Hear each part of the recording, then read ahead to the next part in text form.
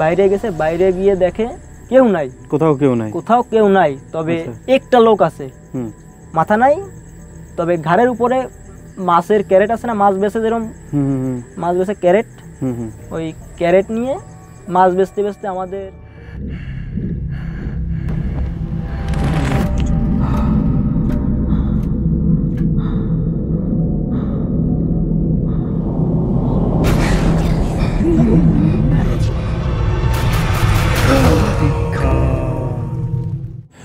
Welcome back to খানের ভৌতিক এলাকায়। আমি নাজদুল নিশো আছি আপনাদের সাথে।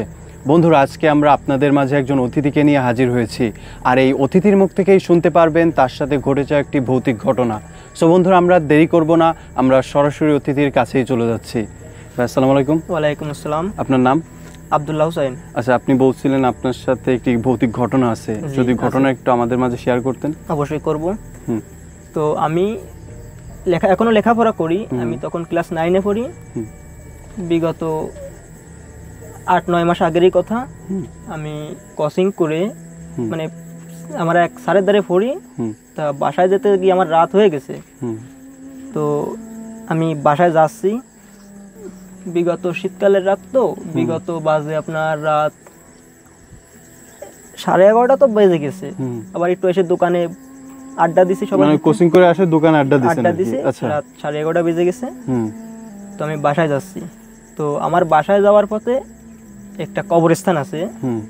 আমার দাদা কাছ থেকে আমি শুনছি যে কবরস্থানে বলে ওই জায়গাটাই বলে একটু ভয়ঙ্কর, আগে পরে বলে মেলা মানুষ মেলা কিছু দেখছে। তো আমি সচরাচরই যাতায়াত করতাম, অতটা ভয় পাতাম না, অত কিছুই হতো না।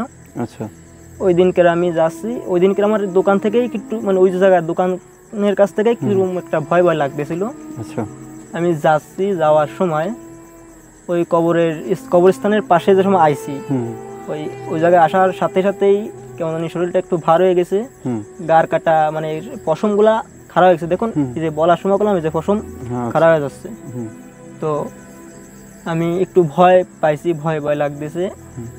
তখন শীতকালেরই রাত, বুঝতেছেন সবাই ঘুম, ওই সময় সব জায়গা নির্জন, কোনো সাউন্ড নাই। আমি তারপরেও ভয় নিয়ে হেঁটে যাচ্ছি, এগিয়ে যাচ্ছি সামনের দিকে। তো আমাদের ওই রাস্তারই পাশে ওই কবরস্থান থেকে একটু সামনে, বেশি দূর না, সামান্য একটু সামনে একটা গাছ আছে, কাট করা নারকেল গাছ, কাট করা। রাস্তার এপার থেকে ওপার কাট করে পড়ে গেছে, আর কাটা হয়নি। তো ওই গাছটার কাছে একটু কাছে যে সময় আসছি, তখন হুট করে আমার চোখ পড়ে গেছে। ফাঁকে আমার মোবাইলের ফ্ল্যাশটাও বন্ধ হয়ে গেছে, হুট করে মোবাইল আর চালু হচ্ছে না। তো আমি হুট করে আবার চোখ পড়ছে, সাদা শাড়ি পরা।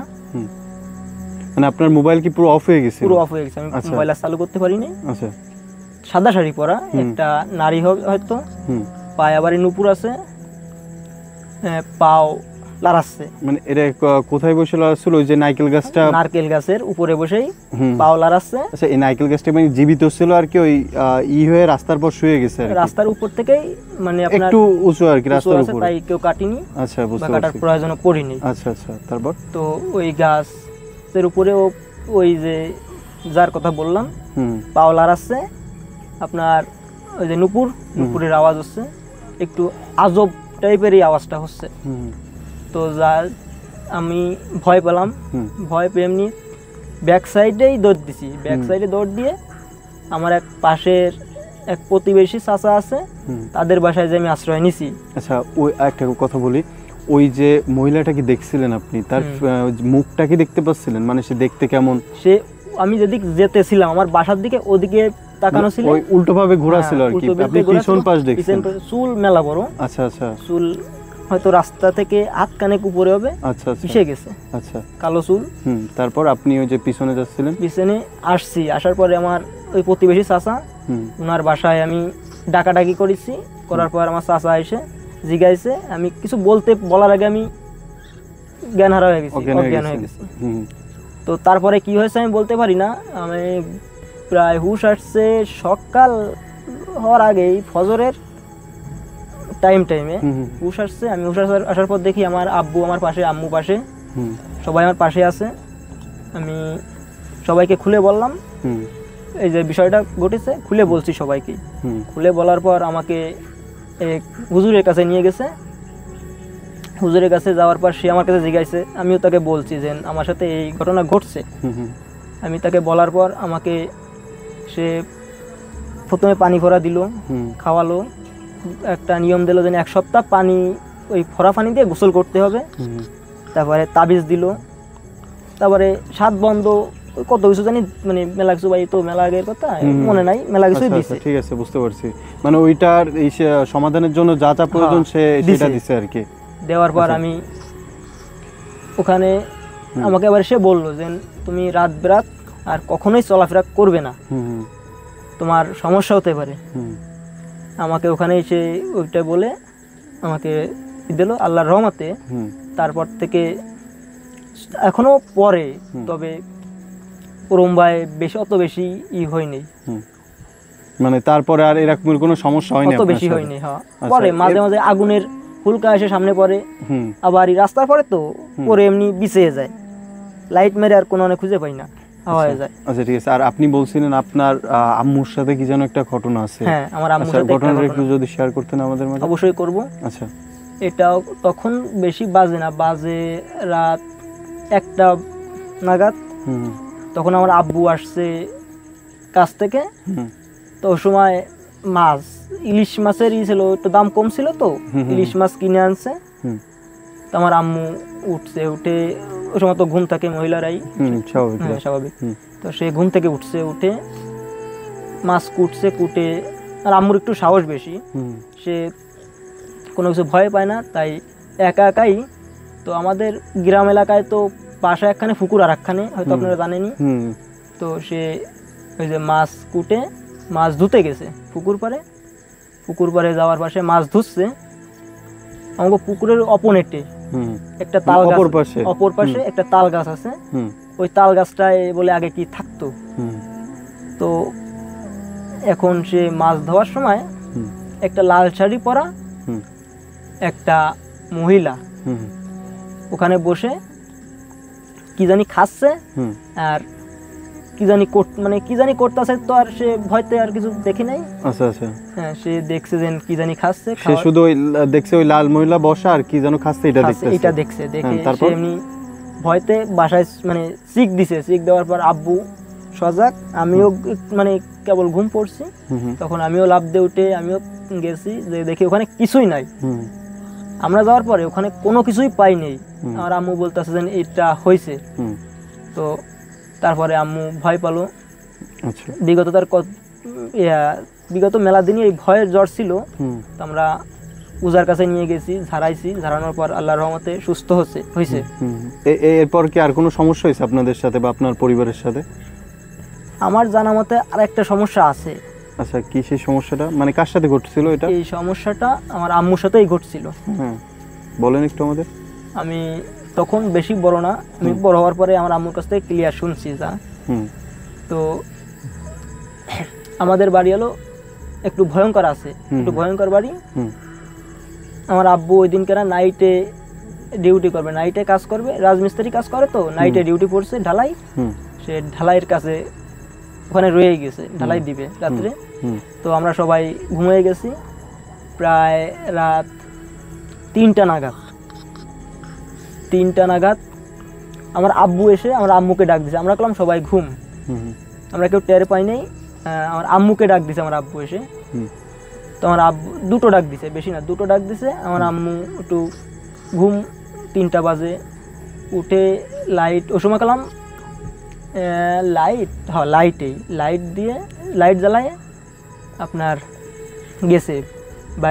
বাইরে গিয়ে দেখে কেউ নাই, কোথাও কেউ নাই। তবে একটা লোক আছে, মাথা নাই, তবে ঘাড়ের উপরে মাছের ক্যারেট আছে না, মাছ বেচে, যেরকম মাছ বেচে ক্যারেট, ওই ক্যারেট নিয়ে মাছ বেচতে আমাদের ওই বাসার সামনে দেই, ঘরের সামনে দেই, আমাদের টয়লেটের দিকেই যাচ্ছে।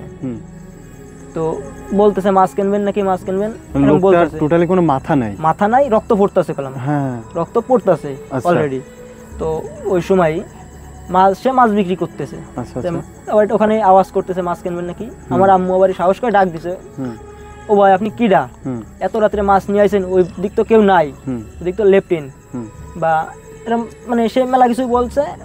সে আবার আমার আম্মুর কথায় কোনো কান দেয় নাই। হুম সে আপনার আম্মুকে ওই প্রথমে দেখতে পারছিল যে ওই মাথা নেই, ওটা কি প্রথমে খেয়াল করছিল? প্রথমেই মানে বলতে কিছুক্ষণ পরে, ওই যে বলার পরে সে খেয়াল করছে যে ওইটা মাথা নেই। আচ্ছা আচ্ছা আচ্ছা।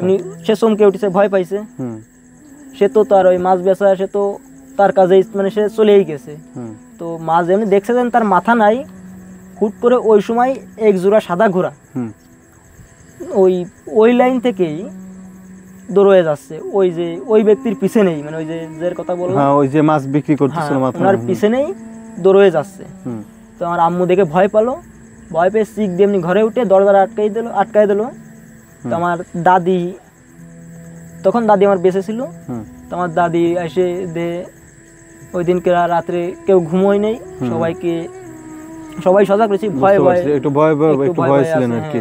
হুম তারপরে পরের দিনকেরা বাসায় উজা ডাকছি, হুম যে এ তো আগে একদিন দেখছে, হুম আবার আজকে দেখলো, আচ্ছা একটা আজগবি না, এটা ভয়ঙ্কর বিষয় যে ভয়ঙ্কর এমন বিষয়। হচ্ছে প্রতিনিয়ত। তারপর মানে উজা ডাকলো যেন বাড়িটা বন্ধক দেওয়ার জন্য। হুম তো উজা আসছে, উজা তার সব কাজ করে দিছে। বাড়ির আমাদের সীমানা চারপাশে 4টা কাঁচের বোতল, হুম তার ভিতর কি কি জানি তো কত বলতে পারি না, পুতিছে। হুম একজনে দিয়ে পুতাইছে, বলছে আজান দেবেন, হুম একজন আজান দেবে। হুম তো আজান দেওয়ার জন্য প্রস্তুত নিছে। তখন হুট করেই ওই 4 চারটে কাঁচের বোতল হুম ফেটে গেছে, আপনি ফিরে গেছে খালি আচ্ছা ফেটে ধুমা হয়ে গেছে ওই 4 কানায়। আচ্ছা আচ্ছা। তখন উজাও বললো, উজাও ভয় পেয়ে গেছে, হুম উজাও ভালো উজা বলে, তো সেও ভয় পেয়ে গেছে, বলতেছে যে আমি আর পারবো না। হুম হুম তো আমার আব্বু জিজ্ঞেস কেন কি হয়েছে, তো বলতেছেন এখানে অনেক ভয়ঙ্কর আছে, হুম আমি যদি করতে যাই, ইনাকে সরাতে যাই, হয়তো বা আমি নিজেই সরে যেতে পারি, বা আমি বুঝতে পারছি। নাই থাকতে পারি। তার অনেক সমস্যা হবে, সে যদি হ্যাঁ। ওই বাড়িটা বন্ধ করে, আপনাদের ওই বাড়িটা। হ্যাঁ। আচ্ছা, তারপর কি হয়েছিল? তারপরে সে তার সব গুছায় নিয়ে সে ব্যাগ চলে আসছে। ওই বাড়ি কি আর বন্ধ করতে পারছিলেন আপনি? আর কখনোই পারি নেই, হুম তো মনে হয় পারবো না। আচ্ছা এখনো আচ্ছা। মাঝে মাঝে আসে। আচ্ছা বুঝতে মাঝে পারছি, মাঝে এটা আসা। হয় স্বাভাবিকত, হ্যাঁ, যে বাড়িগুলোয় সমস্যা থাকে ওইখানে এই ধরনের সমস্যা হয়।